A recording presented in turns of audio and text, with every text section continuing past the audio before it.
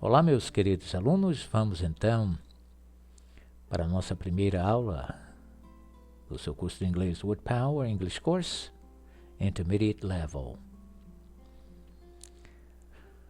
Vamos então para o seu curso de inglês nível intermediário e temos um texto aqui. No nível intermediário nós não temos fonética nem tradução, para você já se acostumar direto a ouvir em inglês. Eu vou ler o texto para você e você acompanha ouvindo. Depois nós vamos fazer vários exercícios, tanto escrito quanto de audição, para você praticar bem o seu inglês. Uma pequena história, não termina aqui, ela continua apenas para você trabalhar esse texto. Julia is a very good student. She goes to school every day. She lives on a farm and walks to school with her dog Toby. To go to the school, Julia and Toby cross a bridge over the Corn River in rural Arkansas. One day, Julia is going to school with Toby when she sees a bottle floating in the Corn River. She goes down the riverbank and retrieves the bottle from the water. In the bottle, there is a written message. The message says, "Help me." Ok? Vamos de novo. Um pouquinho mais pausado. Julia is a very good student. She goes to school every day. She lives on a farm and walks to school with her dog Toby. To go to the school, Julia and Toby cross a bridge over the Corn River in rural Arkansas. One day, Julia is going to school with Toby when she sees a bottle floating in the Corn River. She goes down the riverbank and retrieves the bottle from the water. In the bottle, there's a written message. The message says, "Help me." Faltou um Ezinho aqui, um I em inglês, eu coloquei agora. Muito bem. Agora, eu vou ler cada sentença e você lê após mim. Nunca junto comigo agora, tá? Após mim. Julia is a very good student. She goes to school every day. She lives on a farm and walks to school with her dog Toby. To go to the school, Julia and Toby cross a bridge over the Corn River in rural Arkansas. One day, Julia is going to school with Toby when she sees a bottle floating in the Corn River. She goes down the riverbank and retrieves the bottle from the water. In the bottle, there is a written message. The message says, "Help me." Very good. Fez então o seu exercício? Agora você pode pausar o vídeo e ler apenas o texto. Nesse momento aqui, ó, você pause o vídeo e leia o texto em inglês. Antes você vai ouvir várias vezes, treinar bastante. Eu vou agora pausar em cada palavra para tirar alguma dúvida de pronúncia que talvez você tenha, tá? Very. Very. Vá bem no Y. Não diga very, na very. Julia is a very good. Good. Não diga good. Student. Comece com S. Não diga student.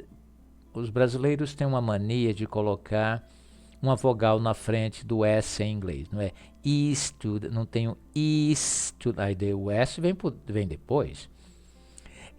É dental esse som. Student. Student.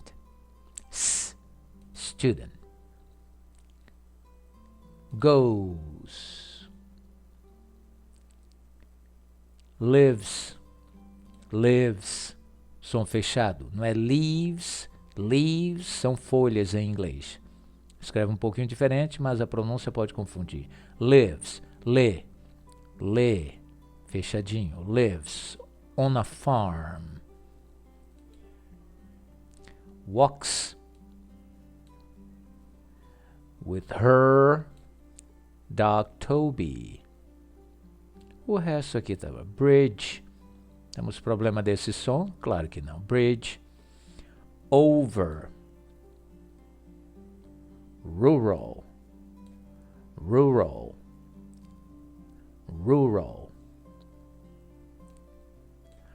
Arkansas. Essa palavra confunde. As pessoas vão ler Arkansas. Não é pronunciada assim. Arkansas. Demais. Bottle.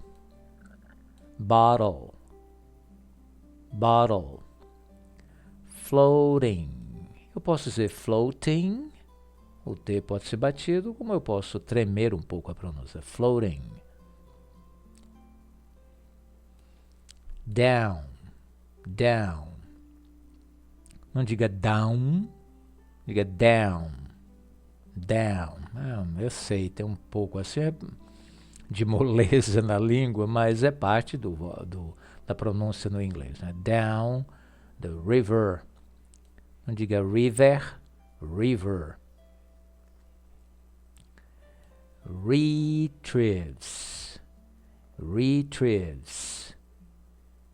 Retrieves and retrieves the bottle.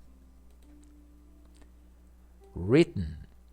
Essa palavra o T pode bater written, ou comumente aqui nos Estados Unidos nós falamos esses sons assim com um jeito diferente de written, em vez de written.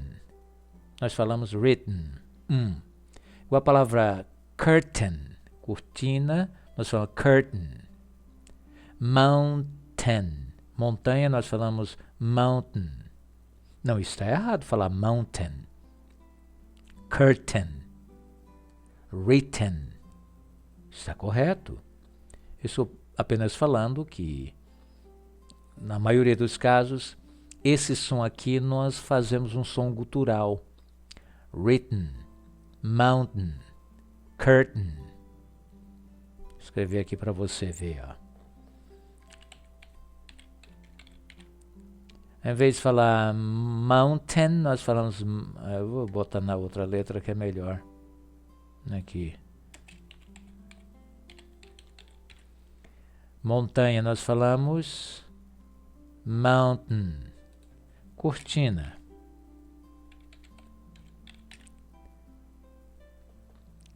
Curtain. Nós não falamos curtain. Não é nem curtain. Curtain. Então nós falamos curtain. Ok? Ótimo. Agora que você já fez essa parte, vamos para uma parte escrita, gramatical. Se você notou, essa história está contada no tempo presente. Júlia é uma boa estudante, ela vai para a escola todo dia, ela mora numa fazenda e aí por aí vai. E por aí vai. Agora, eu quero que você passe essa primeira frase para o passado do verbo to be. Passado diz é was. Isso. Julia was a very good student. Julia era uma boa estudante. Então, passado de is é was. Como é que eu mudo agora? Em vez de dizer she goes to school every day, vamos colocar no passado? O passado de go é went. She went to school every day. Lembre-se, o verbo é go, mas como eu estou na terceira pessoa, na primeira eu digo I go, you go, mas quando eu vou para a terceira pessoa, she goes. É o mesmo verbo, se você notar aqui, né? Mas você já está no nível intermediate, você já deve saber disso. E o passado de go é went. She went to school every day. Como é que eu digo ela morava numa fazenda ao invés de ela mora numa fazenda? Verbo regular, apenas o ed. She lived on a farm. Como é que eu coloco o verbo walk no passado? Verbo regular, ed. She walked. Som de T. Só lembrando a você, mas repito, no nível intermediário você já deve saber disso. Verbos que terminam em ed, alguns deles têm som de D de dado ou som de T de tatu. Aí tem gente que pergunta, professor, mas como é que eu aprendo isso e sei? Tem uma regra? Pode ter regra, mas não me interessa. Você tem que aprender falando naturalmente. Porque pelo nosso método de ensino, você aprende a falar inglês de uma forma nativa, igual uma criança. Um pai ou a mãe americanos não vão ficar falando para a criança, esse é o verbo intransitivo direto correlativo do pescoço comprido. Não, não dá.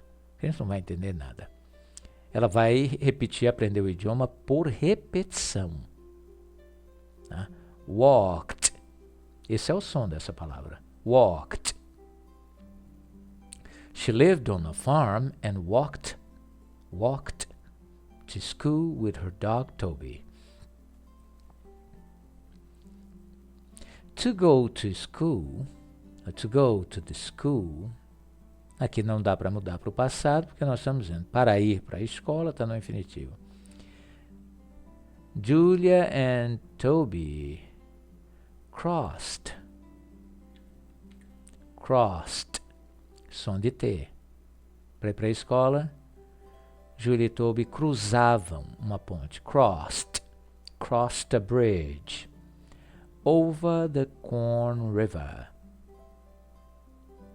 in rural Arkansas.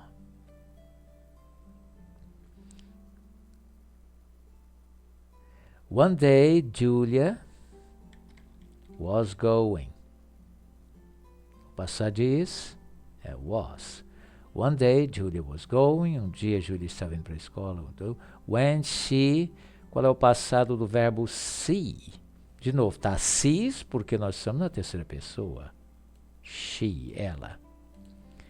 Mas o verbo vai ter que ir para o passado. She saw. Esse é o passado de see, ver. She saw a bottle floating in the Corn River. Floating, aliás, flutuando. Outra palavra que poderíamos usar aqui para aumentar o seu vocabulário é drifting. Tá?